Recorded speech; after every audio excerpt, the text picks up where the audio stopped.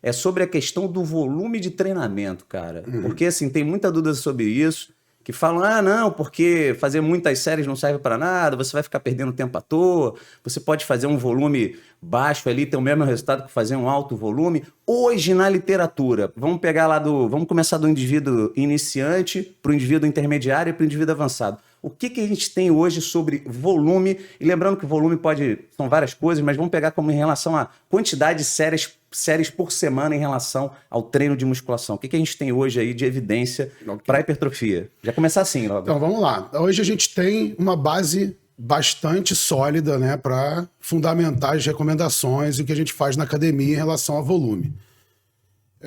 Realmente, essa polêmica ela surge no momento que a galera está querendo incentivar a prática de atividade física e demonstrar para o iniciante, para a galera que quer começar, que é simples, que você pode fazer pouco e ter ganhos. Isso é real. Realmente, iniciante não precisa fazer grande volume, principalmente na fase de adaptação inicial.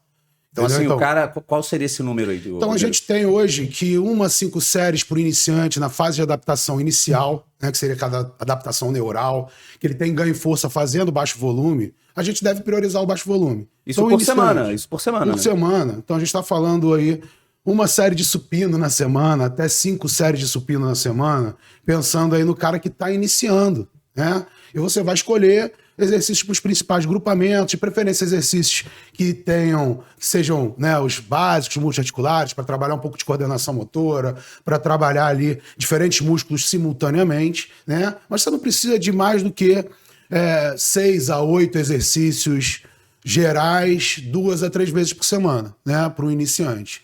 Quando o cara passa dessa fase inicial, né, a gente pode aumentar o volume, aumentar o número de séries, porque existe o que a gente chama de relação dose-resposta.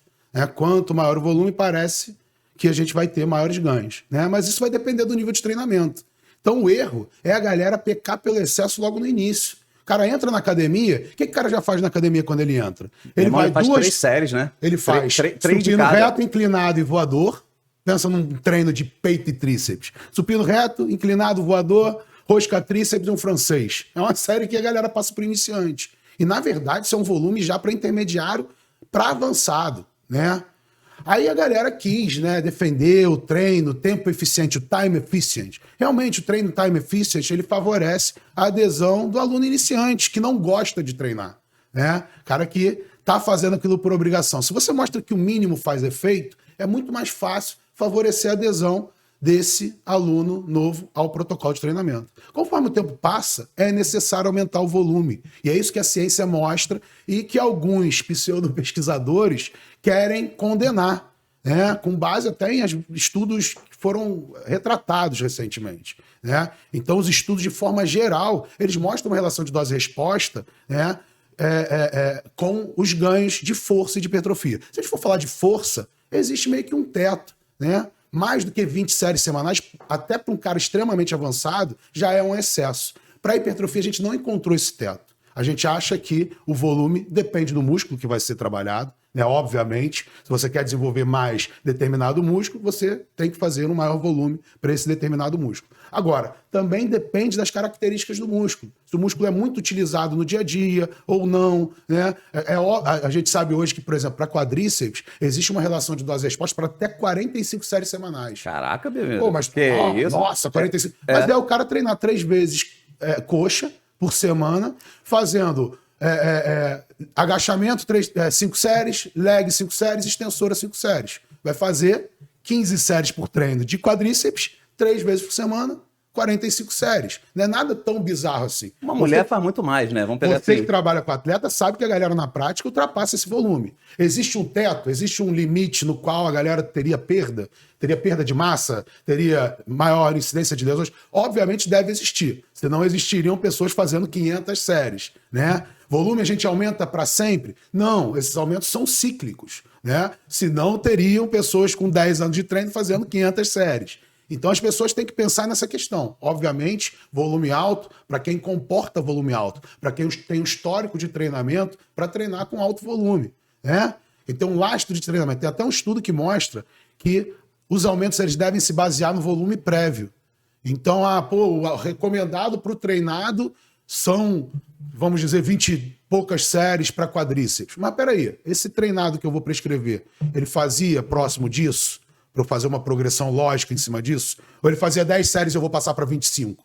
Vou dobrar, né? Vou aumentar em 150% o volume, porque é o recomendado para o nível de treinamento dele. Não, a gente tem que levar em consideração o lastro de treinamento, o histórico de treinamento. Faz uma progressão. Para fazer progressão em cima disso. Até para, caso o cara esteja muito aquém do volume ideal para ele, a gente vá se aproximando desse volume progressivamente, né? Até, de repente, encontrando um volume intermediário que seja mais adequado.